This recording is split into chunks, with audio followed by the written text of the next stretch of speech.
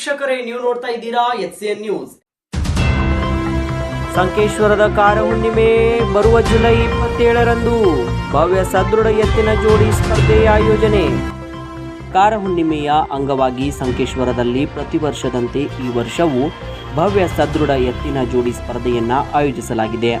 ಹುಕ್ಕೇರಿ, ಚಿಕ್ಕೋಡಿ, ರಾಯಬಾಗ್ ಹಾಗೂ ಗೋಕಾಕ್ ತಾಲೂಕಾ ಮಟ್ಟದ ಈ ಸ್ಪರ್ಧೆಯಲ್ಲಿ ಸುತ್ತಮುತ್ತಲಿನ ರೈತರು, ಪಶುಪಾಲಕರು ಹಾಗೂ ಎತ್ತು ಪ್ರೇಮಿಗಳು ಹೆಚ್ಚಿನ ಸಂಖ್ಯೆಯಲ್ಲಿ ಭಾಗವಹಿಸಬೇಕೆಂದು ಹಾಲುಮತ ಸಮಾಜದ ಹಿರಿಯ ಮುಖಂಡರಾದ ಗಜಾನನ್ ಕೊಳ್ಳಿ ಹಾಗೂ ಸಂಕೇಶ್ವರ್ ಕಾರಹುಣ್ಣಿಮೆಯ ಸಮಿತಿಯ ಆಯೋಜಕರು ಮನವಿ ಮಾಡಿದ್ದಾರೆ.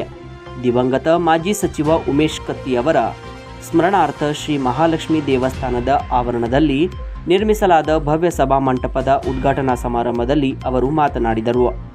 ಈ ಸ್ಪರ್ಧೆಯು ನಿಡಸೋಶಿಯ ಮಠದ ಪರಮ ಪೂಜ್ಯ ಪಂಚಮ ಶ್ರೀ ಡಾಕ್ಟರ್ ಶ್ರೀ ಶಿವಲಿಂಗೇಶ್ವರ ಮಹಾಸ್ವಾಮೀಜಿ ಹಾಗೂ ಸಂಕೇಶ್ವರ ಶ್ರೀ ಶಂಕರಾಚಾರ್ಯ ಮಠದ ಶ್ರೀಗಳಾದ ಶ್ರೀ ಸಚ್ಚಿದಾನಂದ ಅಭಿನವ ವಿದ್ಯಾನರಸಿಂಹ ಭಾರತಿ ಮಹಾಸ್ವಾಮೀಜಿಗಳ ಪಾವನ ಸಾನ್ನಿಧ್ಯದಲ್ಲಿ ನಡೆಯಲಿದೆ.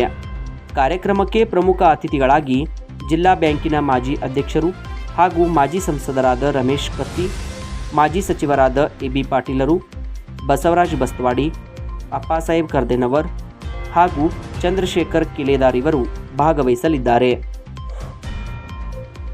ಸ್ಪರ್ಧೆಯಲ್ಲಿ ಹಲ್ಲು ಹಚ್ಚದ ಕರುಗಳ ಸ್ಪರ್ಧೆ, 2 ಹಲ್ಲು ಹಚ್ಚಿದ ಕರುಗಳ ಸ್ಪರ್ಧೆ, 4 ಮತ್ತು 6 ಹಲ್ಲು ಹಚ್ಚಿದ ಹೋರಿಗಳ ಸ್ಪರ್ಧೆ, ಎತ್ತುಗಳ ಸ್ಪರ್ಧೆ ಈ ರೀತಿಯಾಗಿ ನಡೆಯಲಿದೆ. ತಾರೀಕಿನ ದಿವಸ ಸೋಮವಾರ ಈ ಸಂಕೇಶ್ವರ ಕಾರಹುಣ್ಣಿಮೆ ಅದ.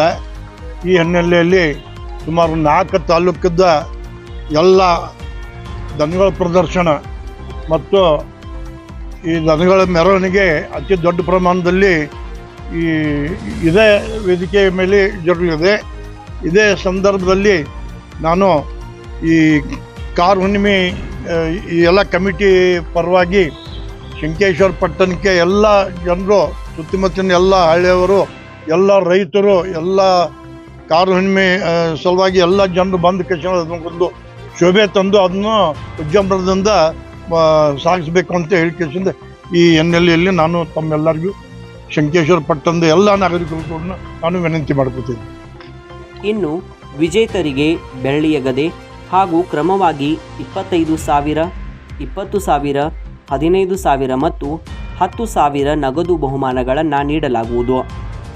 ಈ ಸಂದರ್ಭದಲ್ಲಿ ಹುಕ್ಕೇರಿ ವಿದ್ಯುತ್ ಸಂಘದ ನಿರ್ದೇಶಕರು ಹಾಗೂ ಯುವ ನಾಯಕರಾದ ಪೃಥ್ವಿ ಕತ್ತಿ, ಶಿವಾನಂದ್ ಮುಡ್ಶಿ, ಚಿದಾನಂದ್ ಕರ್ದೆನವರ್, ರಾಜು ಕಾಕೋಳಿ, ರವೀಂದ್ರ ಮರಡಿ, ಕಾಡೇಶ್ ಬಸ್ತವಾಡಿ, ಗಂಗಾಧರ್ ಬೋರ್ಗಲ್ಲಿ, ಕುಶೇಂದ್ರ ಮರಡಿ, ಪ್ರದೀಪ್ ಕರ್ದೇಗೌಡ, ಮಹೇಶ್ ಮುಡ್ಶಿ ಸೇರಿದಂತೆ ಅನೇಕ ಗಣ್ಯರು ಉಪಸ್ಥಿತರಿದ್ದರು. ಇಲ್ಲಿಗೆ ನಮ್ಮ ವಾರ್ತಾ ಪ್ರಸಾರ ಮುಕ್ತಾಯವಾಯಿತು. ಸ್ಥಳೀಯ ಸುದ್ದಿಗಳಿಗಾಗಿ ನೋಡ್ತಾ ಇರಿ HCN ನ್ಯೂಸ್.